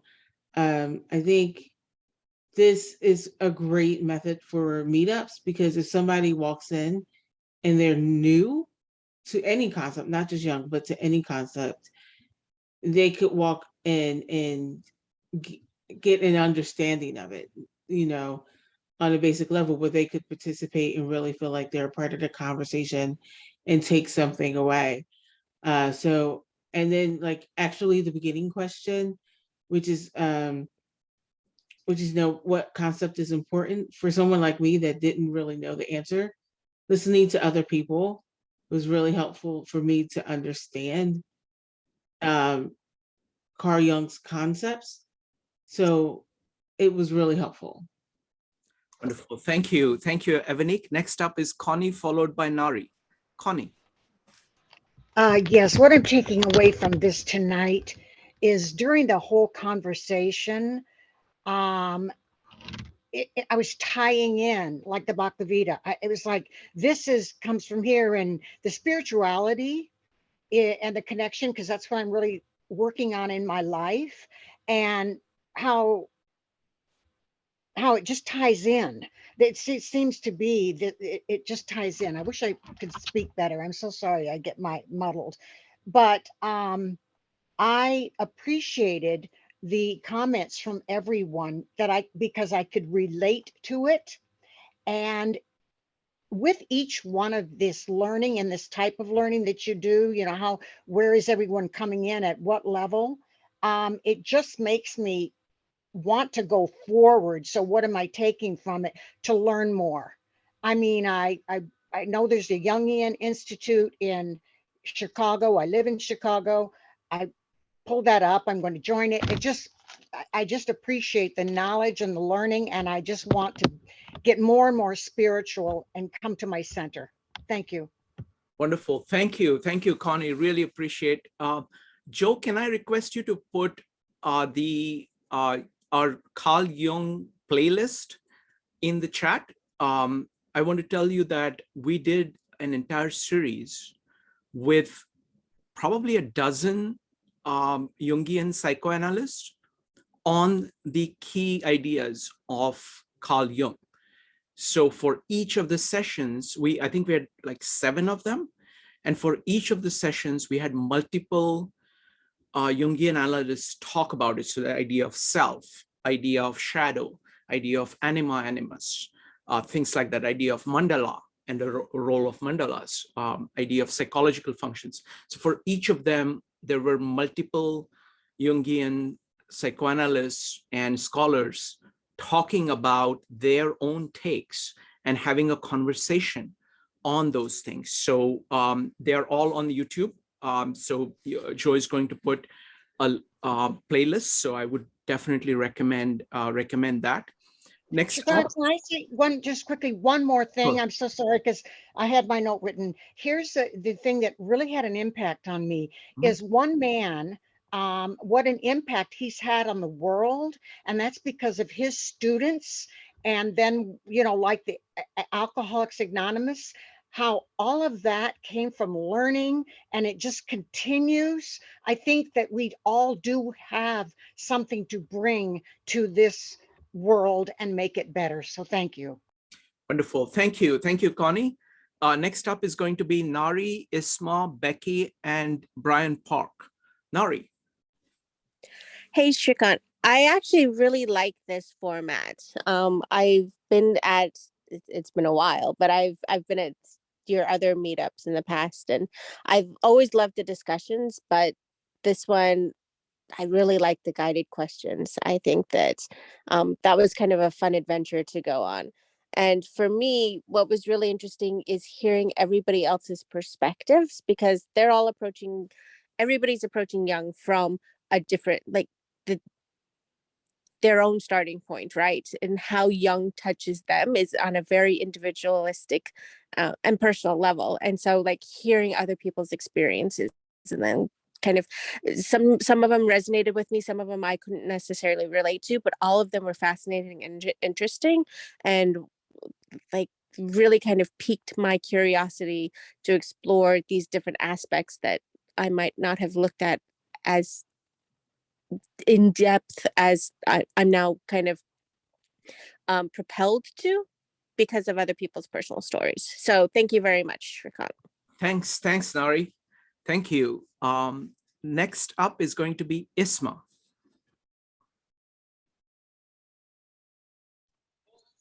Yeah, I just wanted to say real quick how much I like the format as well.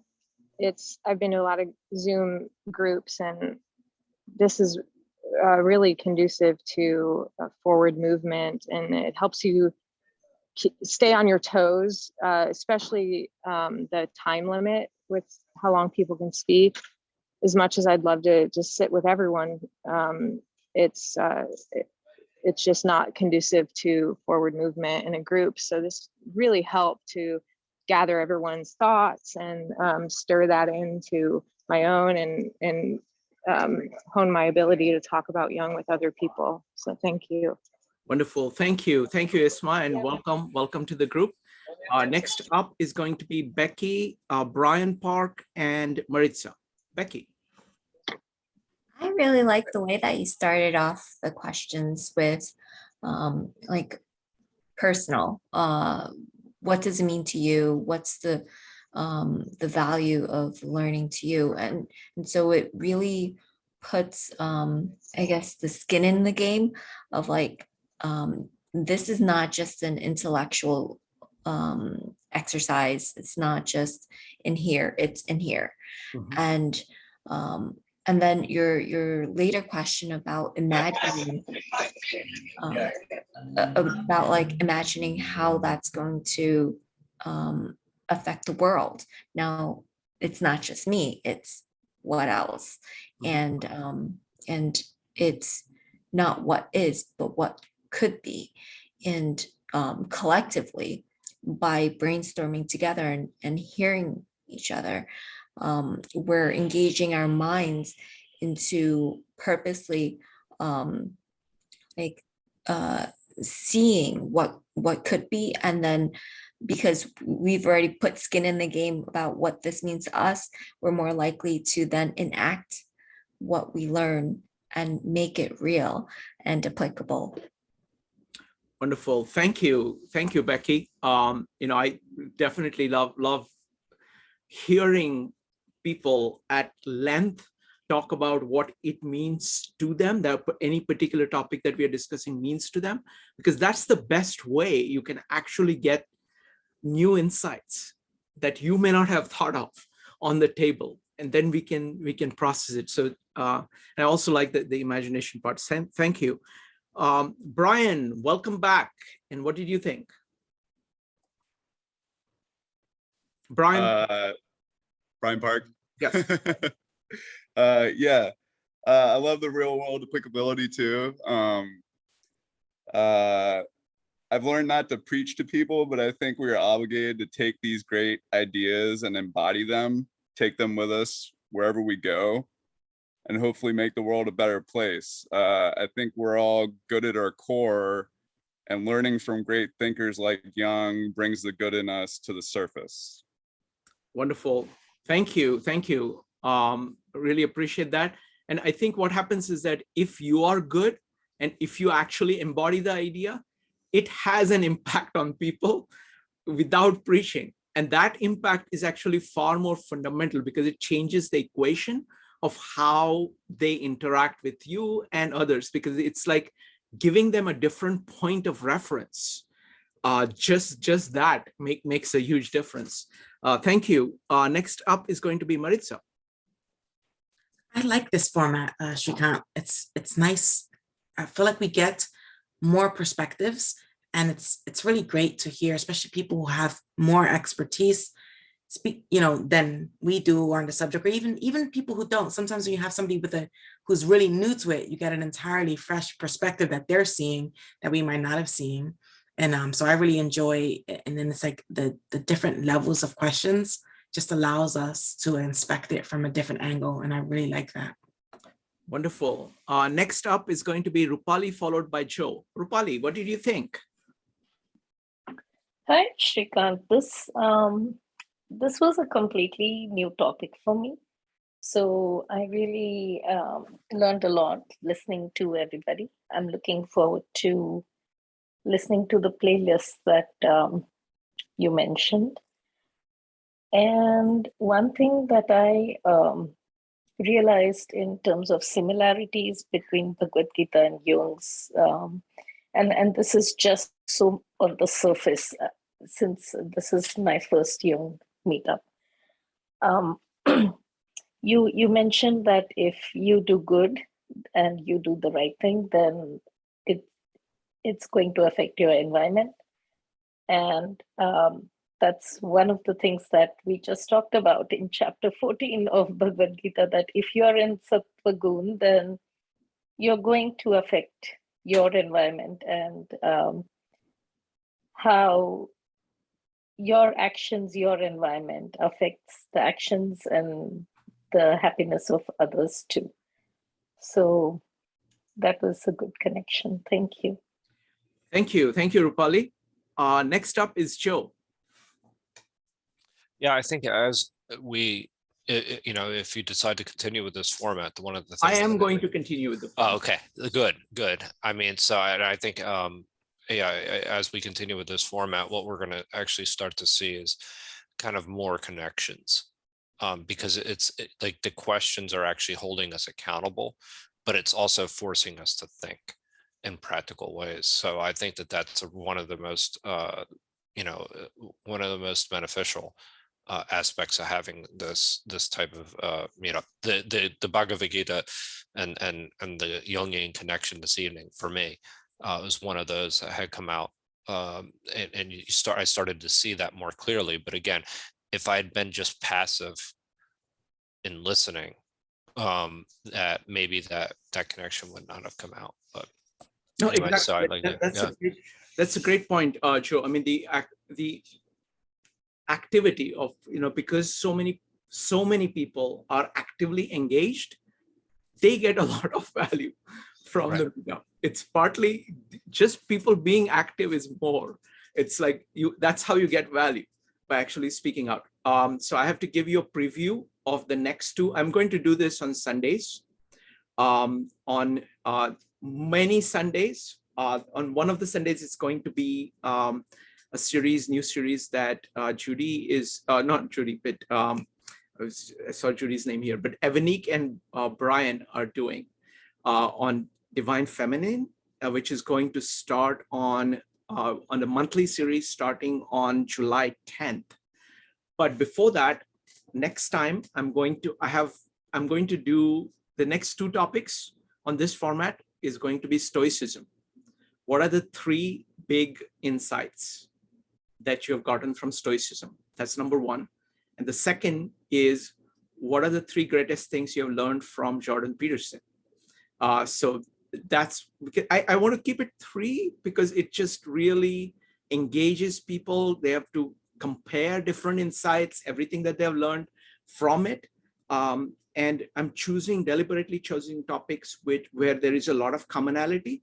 And what we'll see is that we will actually start seeing connections between these various topics that we are bringing. So it's a way of doing the integration between all the meetups. I'm deliberately choosing things which we have not discussed too much recently. So it's kind of bringing that context back, which is there in us, but I want to make it more explicit. So that's what is coming up. Next up is Judy. Hi, I just wanted to say ditto to everything that everybody has just said. And to add that this reminds me of this Proust questionnaire. I don't know if people know about that one, where personality questions are asked to people of high regard. And it's also it's the same questions asked to every single person that is interviewed. And it was prepared by Marcel Proust, and it's pretty famous. Anyway, so I think you're on it, and you're really a good facilitator, because you keep us all in line to learn from each other. So thank you very much.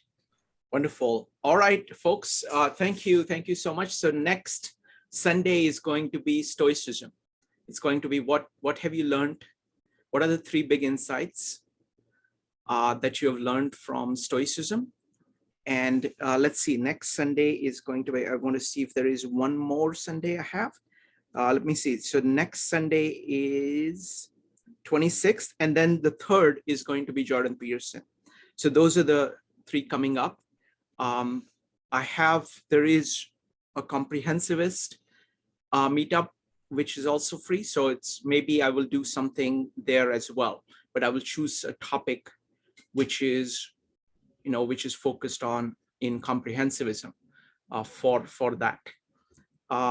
Yeah, always. So it'll be always Sundays at 9 p.m. I think that works well for me and for many people, because we can enjoy the summer day and then do this in the evening. So I think it works really well. All right. Let's see. I want to also plug one thing, and I want to ask Maritza. Maritza, I have a shortened version of this format, which is a 4-question format. What I would like to do is I want to tell people about what we are doing on Mondays, because on Mondays we are doing Poetry Mondays. And what we can do, Maritza, if it's okay with you, we can ask people, what do people get from poetry, and discuss it for 60 minutes after our breakout rooms. What do you think tomorrow? Sure, let's give it a shot. Okay, so folks, if you like this format, and if you like poetry of all things, okay, if you like poetry, I would recommend tomorrow. Maritza, can you talk a little bit about what's been happening on the Poetry Mondays? Sure. So we finished 4 months now with Poetry Mondays.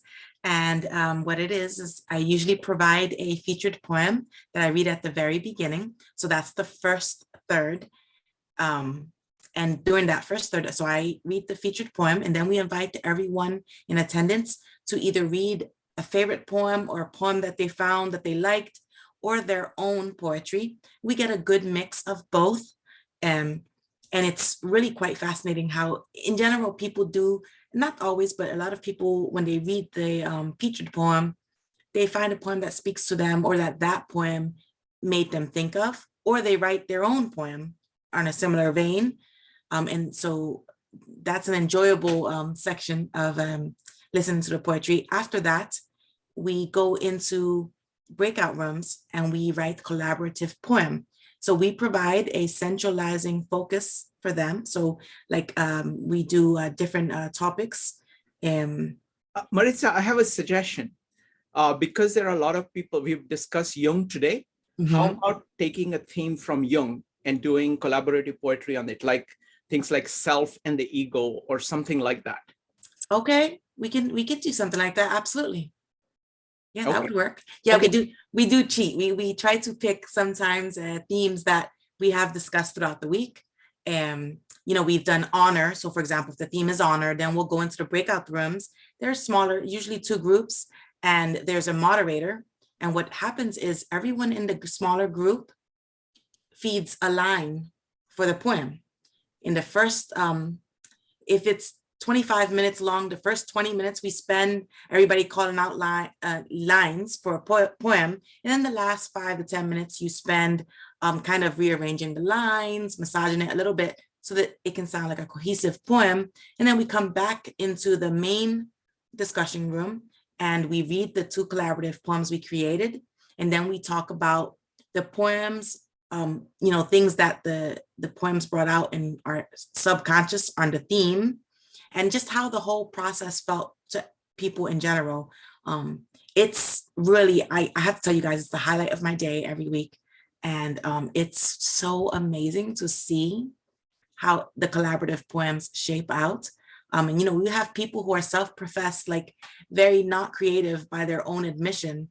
And they're poets. They all lie. They're all poets.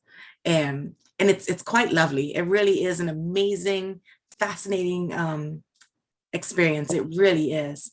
And I also like the discussion. So the last third, we come back, and after we read the poems, people talk about the experience, but also about the theme, because something interesting is that as the lines get fed, it's people thinking about the theme. And so different aspects that you wouldn't have thought of come out. Like, we had, was it last week was the holiday? So we used honor. And it was so interesting to see the two manners in which the concepts of honor manifested. It was just, and it's lovely. Also, one quick plug, we do have a hyperbook. So every poem that has been read and every collaborative poem that has been created does exist in written form, and you can go see it at your view and pleasure. We provide a link to the poems read and to many of the personal poems as well. If you read a personal poem, we invite you to share with us. Only with your permission do we post it. But it's fascinating read. If you can't make it on Monday, maybe go check out some of the poems that we've created collaboratively.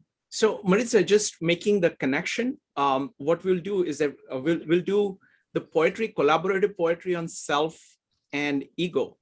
So folks, this is actually very interesting. So what we do is that we pick a topic that we have been discussing in prose, and we try to express our take on it poetically, and we're doing that collaboratively. So say self and ego that we are going to do tomorrow, it'll be expressing all our thoughts about ego and self as best as we can. And you hear everybody's thought, and then you work together.